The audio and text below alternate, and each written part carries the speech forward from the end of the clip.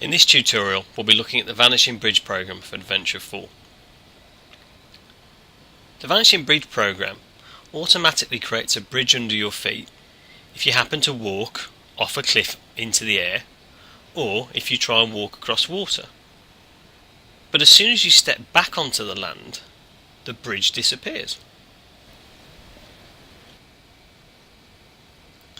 Before we take a look at the program, let's see the bridge in action. Here I am, stood across a lake, and I need to get to the other side. As I walk off, a bridge of glass appears underneath my feet. Every time I step forward, another block appears. And the program does this by constantly checking the player's position and checking the block below him. If the block below him is air or water, it puts a glass block underneath the player. But what it also does is it keeps a list of all the positions that it's created new blocks in. So when the player steps back onto land, or a block that isn't air or water, the program runs through the list of all the blocks it created and sets them back to air, and the bridge disappears. If you try and get out the program, it might be worth using the creep mode in Minecraft to slowly walk forward by pressing shift and holding it down. That way you can be sure the magic bridge always works.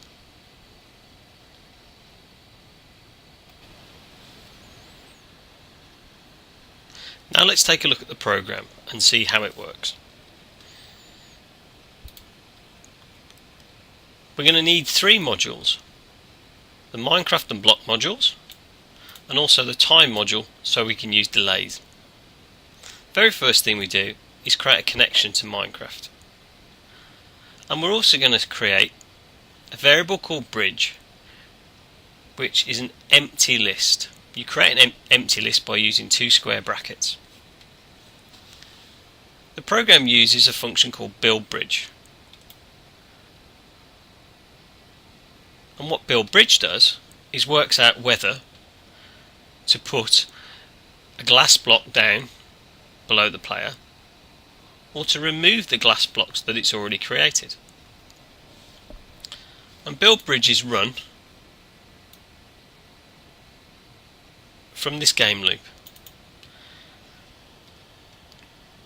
over and over and over again. So what buildBridge does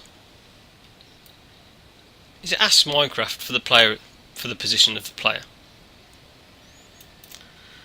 And then it uses getBlock to say what block is below the player, or if I take the player's Y position and take one from it, what block's below, what block's there. It then says, is that block air or water, in this case flowing water or stationary water. If it is air or water, it sets that block that's directly underneath the player to glass. But what it also does is gets the coordinate of that block and appends it to the bridge list that we created earlier. And it does this every time it creates a block. It appends that coordinate to our list, our bridge list.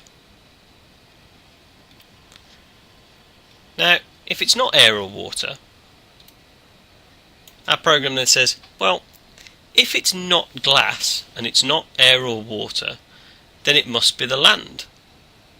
So, if we're on the land and the length of our bridge list is more than 0, then what we should do is clear the bridge. So it uses a function called pop in the bridge list to pull back the first coordinate.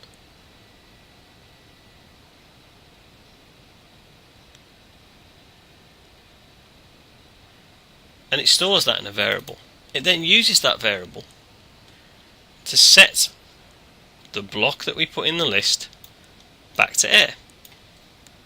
But what pop also does is when you pull it off the list or pop it off the list, it also removes it from the list. It then calls build bridge again, which comes back through here. If we're still not standing on air and we're not standing on glass, then remove another block. And the program continues to loop, calling this function saying, am I in air or water? If I am, put down a block. If I'm not, am I on glass? Am I not on glass? If I'm not on glass, take a glass block away. And it runs that over and over and over again.